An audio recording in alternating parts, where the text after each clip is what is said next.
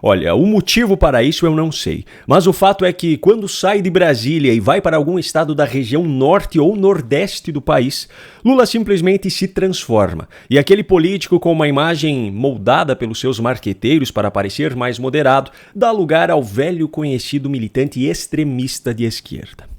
Veja só o que o petista disse nessa terça-feira, próximo ao meio-dia, em Xambioá, no Tocantins, durante a inauguração de uma ponte entre Tocantins e o Pará.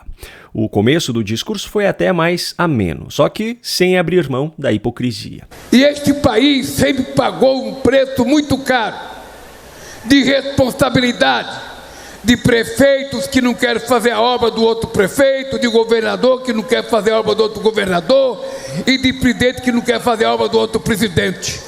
Enquanto a ignorância permeia na cabeça dos dirigentes, quem paga o pato é o povo brasileiro que não recebe os benefícios que precisava receber. Muito bonito o discurso, não é mesmo? Só que Lula não conta a parte em que ele fez de tudo para acabar, por exemplo, com as escolas cívico-militares, só porque era algo defendido pelo seu antecessor e principal rival político. No discurso, Lula defende que os interesses da população sejam respeitados e priorizados, mas em casos como o das escolas cívico-militares, ele ignorou completamente o interesse de uma parcela significativa da população que queria ter seus filhos nesse tipo de instituição e simplesmente seguiu o caminho que lhe era mais conveniente, até porque a educação dada e os resultados obtidos por essas escolas é muito diferente do tipo de educação, ou melhor, de doutrinação que o PT quer garantir para a juventude. Só que esse ainda era só o começo. Conforme o discurso foi seguindo, Lula foi subindo cada vez mais o tom. Mulher não nasceu para lavar cueca e fralda de criança. É esse mundo que nós precisamos criar e acabar com esse preconceito, acabar com esse machismo, acabar com o preconceito contra pobre e contra negro. Pois é, só que, ironicamente, esse moralismo de Lula neste momento contrastou completamente com algo que havia sido dito por ele apenas alguns minutos antes. Veja só. Eu sou o primeiro presidente desse país que sei o que é um trabalhador com profissão e um trabalhador sem profissão. Uma mulher com profissão e uma mulher sem profissão. E é por isso que eu estava conversando com os trabalhadores. Estudem. Pelo amor de Deus, estudem. Porque uma pessoa sem profissão vale menos do que uma pessoa com profissão. Eu tenho certeza que boa parte da imprensa tradicional e a militância de esquerda, que em muitos casos são a mesma coisa, vão fazer de tudo para passar pano para essa declaração. Eles vão dizer que foi tirada de contexto, que Lula estava incentivando a educação, que ele estava com a melhor das intenções. Mas não adianta.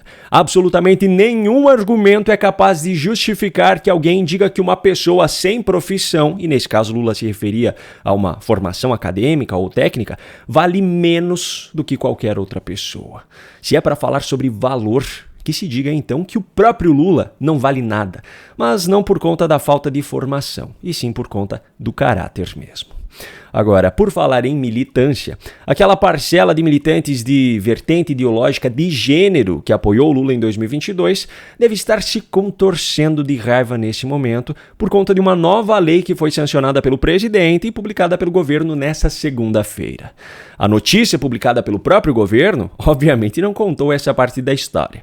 A matéria do site oficial do governo teve a seguinte manchete: governo sanciona a lei que garante comunicação pública mais clara e fácil de entender. Lá no meio do texto, discretamente, a matéria até menciona que essa lei determina que não sejam utilizadas formas de flexão de gênero ou número que estejam fora das regras da língua portuguesa. Só que o governo não explica em nenhum momento, de forma mais clara e mais fácil de entender, que, na prática, isso significa uma proibição do uso da linguagem neutra no setor público.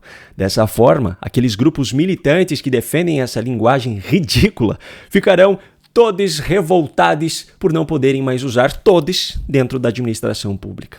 Resta saber agora se isso será suficiente para que eles deixem de passar pano para Lula ou se o esforço para contornar a fala que eu mostrei anteriormente existirá da mesma forma.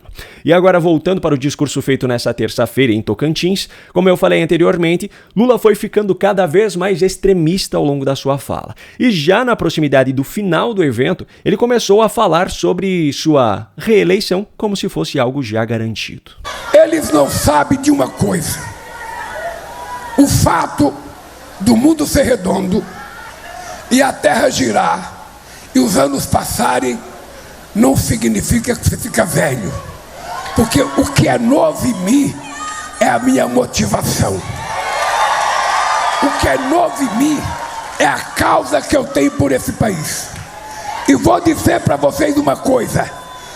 Aquelas tranqueiras que governarem esse país não voltarão a governar mais esse país. Curioso, não é mesmo? Aquele que se diz defensor da democracia está aí, um ano antes do próximo pleito eleitoral, já declarando o resultado, como se fosse certo. Só que, aparentemente, o próprio Lula se deu conta dessa incoerência nesse momento e tentou contornar a situação fazendo uma descrição da sua versão de democracia, o que só tornou a situação ainda pior.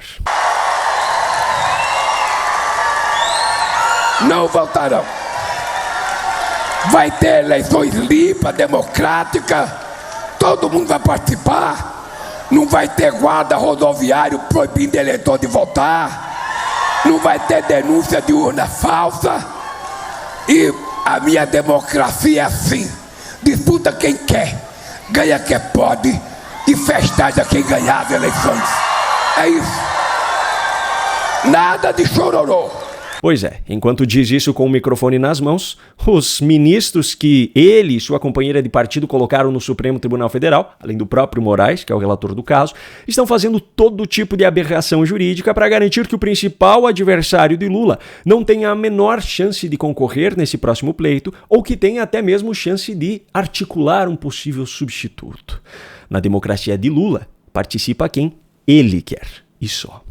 E a sequência da fala foi ainda mais absurda. Nada de chororô, porque agora vai começar a época da verdade. Nós estamos chegando no 3º ano de mandato. E agora chega de mentira lacrada, como disse o Helder. Chega de deputado e fazer uma pergunta para o ministro com o celular na cara para tentar fazer mentira. Agora vai ser a era da verdade. Agora pense aqui comigo. Esses últimos quase 3 anos, que foi o período em que Lula esteve na presidência, foram marcados por tentativas desenfreadas de censurar o discurso político de oposição, por exemplo, através da insistente ideia de regular as redes sociais, e também de uma articulação conjunta entre governo, militância, imprensa e até mesmo de instituições do judiciário para impor a versão de Lula como se fosse a verdade absoluta. Mesmo diante de todo esse cenário, Lula afirma que a partir de agora é que será a era da verdade. Imagine então até que ponto ele será capaz de chegar para garantir a sua perpetuação no poder. E aí, qual é a sua opinião sobre isso? Me conta aqui nos comentários.